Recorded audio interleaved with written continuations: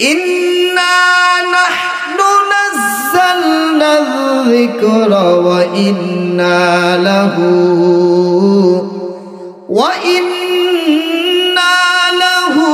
লাহাফিজুন।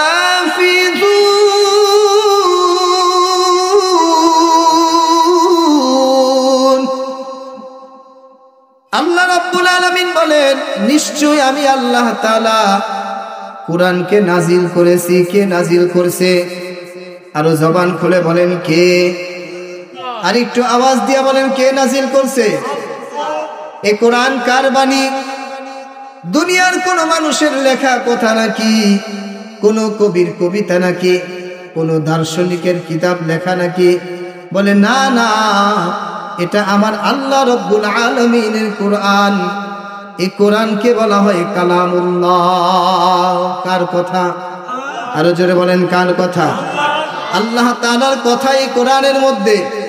আপনার আমার গোটা জীবন কিভাবে পরিচালনা করব, কিভাবে আপনার আমার সামাজিক জীবন, পারিবারিক জীবন, রাজনৈতিক জীবন, রাষ্ট্রীয় জীবন, অর্থনৈতিক জীবন, আমার আপনার ঘর বাহির সব বিষয় কোরআনের মধ্যে আছে না নাই?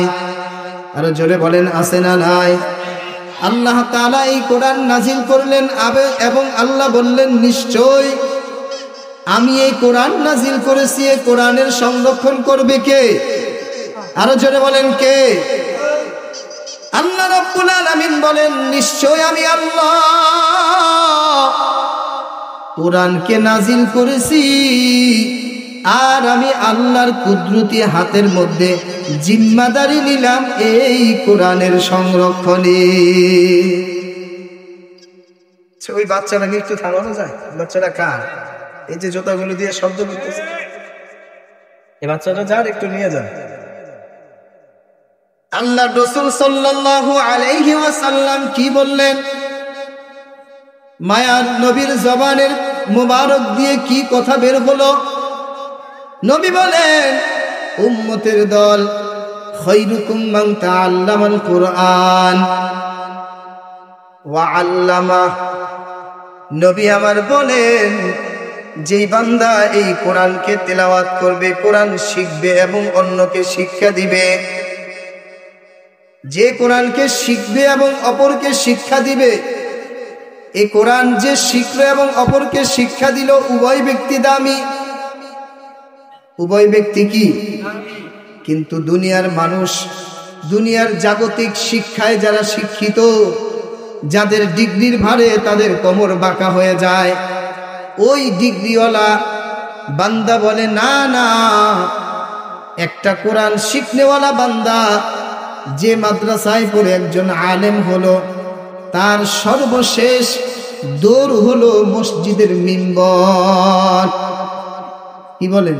আপনাদের কি ধারণা একজন আলেমের পাওয়ার, একজন আলেমের ক্ষমতা, একজন হাফেজে কোরআনের পাওয়ার কি শুধু মিম্বর পর্যন্তই?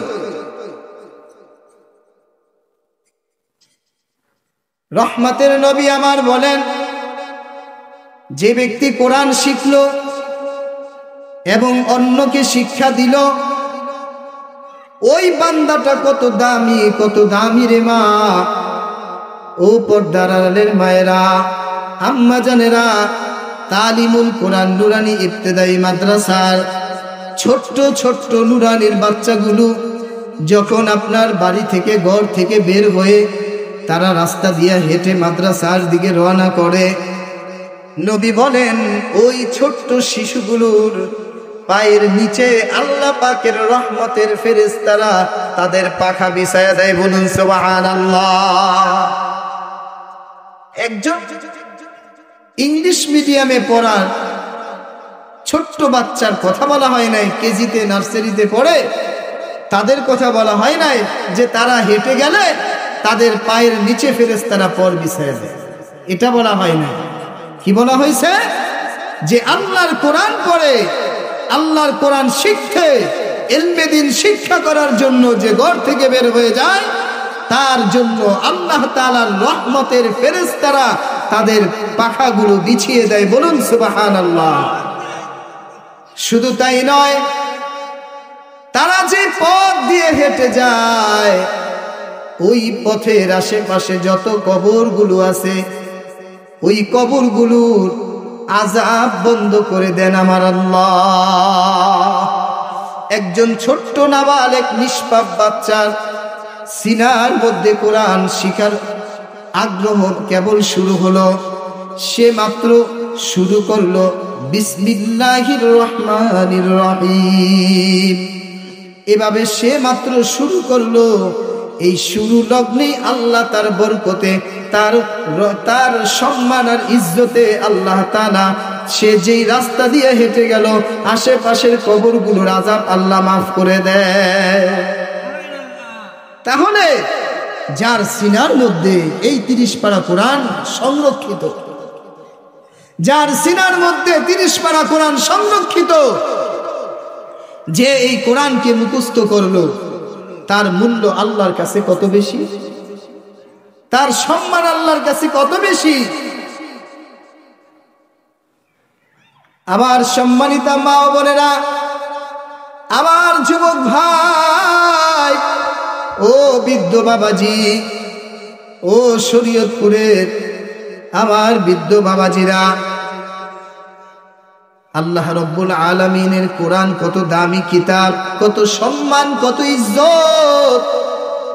আমরা এর সম্মান বুঝি, এর কদর বুঝি যে এই কোরআন কিনে আমি মসজিদে দিয়ে দিব, এতে আমার সম্মান বেড়ে যাবে। আমি বুঝি এই কোরআন কিনে আমি ঘরের মধ্যে, তাকের মধ্যে, শোকেসের মধ্যে আমি সুন্দর করে রেখে দিব, তাতে আমার ঘরের বরকত বেড়ে যাবে। এটাই তো আমরা বুঝি, তাই না?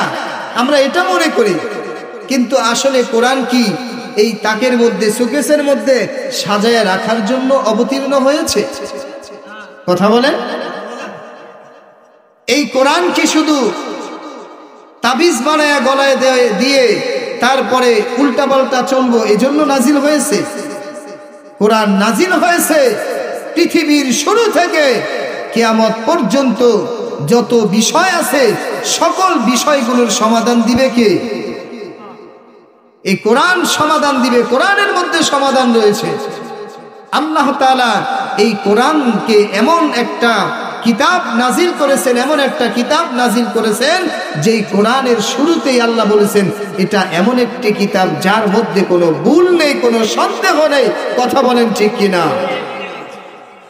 আলিফ লাম মিম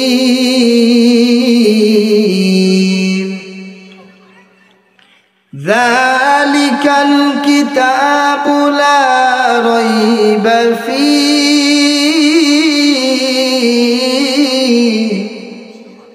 আল্লাহ তাআলা বলেন যালিকাল কিতাব, এটা এমন একটি কিতাব, লা রাইবা ফীহি, যার মধ্যে কোনো ভুল নাই, কোনো সন্দেহ নাই। কার কথা? কি ঘুমাইতেছেন? কার কথা? লা রাইবা ফীহি, এটা এমন একটি কিতাব, এমন একটি কিতাব যার মধ্যে কোনো ভুল নাই, কোনো সন্দেহ নাই। যদি কোনো বুদ্ধিজীবী সন্দেহ করে তার ঈমান থাকবে নি? আরো জোরে বলেন, থাকবে নি? যদি কোনো শিক্ষিত ডিগ্রির বারে যে কোমর বাঁকা হয়ে যায়, এমন শিক্ষিত শয়তানও যদি বলে এই কোরআনের মধ্যে ভুল আছে, তার ঈমান থাকবে নি? আল্লাহ তাআলা বললেন যালিকাল কিতাব, এটা এমন একটি কিতাব যার মধ্যে কোনো ভুল নাই, কোনো সন্দেহ নাই। হুদাল্লিল মুত্তাকিন, কাদের জন্য? বলে যারা মুত্তাকি তাদের জন্য এটা পথ প্রদর্শক হিসাবে নাজিল হয়েছে। বলুন সুবহানাল্লাহ। এমন একটি কিতাব আল্লাহ রাব্বুল আলামিন নাজিল করলেন।